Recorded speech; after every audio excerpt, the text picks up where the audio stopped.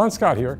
In this short video, I'm going to show you how to inspect and refill, if necessary, my automatic pool chlorinator. Turn on the pump by moving the switch to the up position. Do this even if the pump is already running. Locate the chlorinator, which is the white vertical tube just to the right of the black pool heater. Remove the cap from the top of the chlorinator dispenser by unscrewing it counterclockwise. Observe the inside of the dispenser tube, and if you don't see any chlorine tabs within 1/2 weight at the top, it's time to refill the dispenser. To refill the dispenser, get the white bucket from the gray storage bin just outside the sliding door to the pool.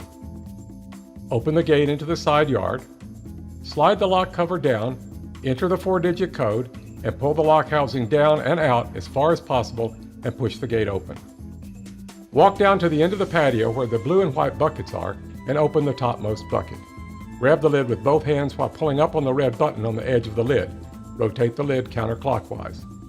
Remove 8 or 9 chlorine tabs and put them in the white bucket.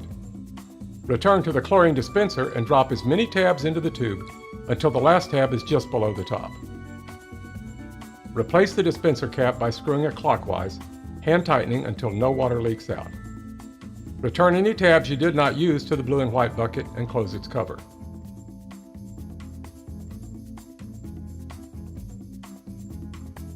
Close the gate, scramble the lock code, and close the cover.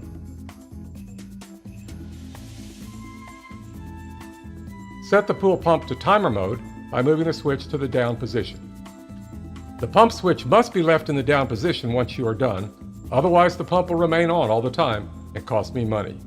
The pump may or may not continue to run once the switch is in the down position, depending on where the timer is in its cycle.